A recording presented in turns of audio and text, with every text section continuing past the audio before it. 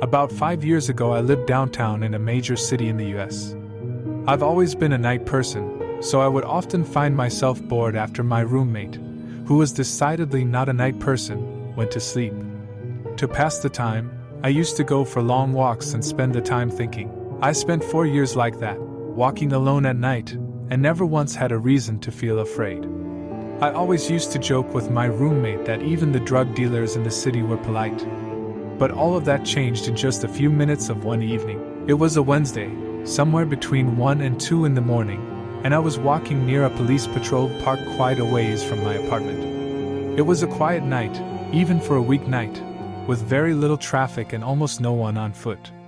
The park, as it was most nights, was completely empty. I turned down a short side street in order to loop back to my apartment when I first noticed him.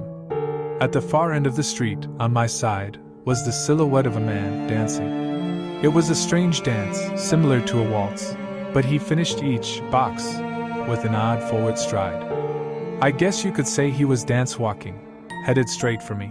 Deciding he was probably drunk, I stepped as close as I could to the road to give him the majority of the sidewalk to pass me by. The closer he got, the more I realized how gracefully he was moving. He was very tall and lanky, and wearing an old suit. He danced closer still, until I could make out his face. His eyes were open wide and wild, head tilted back slightly, looking off at the sky. His mouth was formed in a painfully wide cartoon of a smile. Between the eyes and the smile, I decided to cross the street before he danced any closer. I took my eyes off of him to cross the empty street. As I reached the other side, I glanced back, and then stopped dead in my tracks. He had stopped dancing and was standing with one foot in the street, perfectly parallel to me. He was facing me but still looking skyward, smile still wide on his lips. I was completely and utterly unnerved by this. I started walking again, but kept my eyes on the man. He didn't move. Once I had put about half a block between us, I turned away from him for a moment to watch the sidewalk in front of me. The street and sidewalk ahead of me were completely empty. Still unnerved, I looked back to where he had been standing to find him gone. For the briefest of moments I felt relieved, until I noticed him. He had crossed the street, and was now slightly crouched down. I couldn't tell for sure due to the distance and the shadows, but I was certain he was facing me. I had looked away from him for no more than 10 seconds, so it was clear that he had moved fast. I was so shocked that I stood there for some time, staring at him.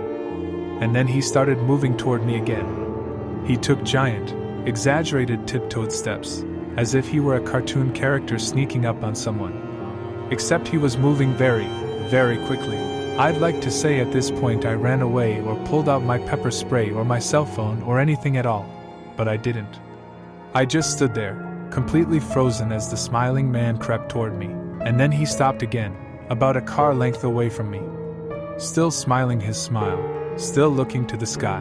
When I finally found my voice, I blurted out the first thing that came to mind. What I meant to ask was, "What the heck do you want?" in an angry, commanding tone. What came out was a whimper. What the fuck?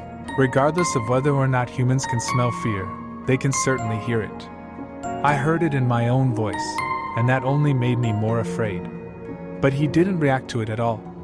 He just stood there, smiling, and then, after what felt like forever, he turned around, very slowly, and started dance walking away. Just like that. Not wanting to turn my back to him again, I just watched him go, until he was far enough away to almost be out of sight. And then I realized something. He wasn't moving away anymore, nor was he dancing.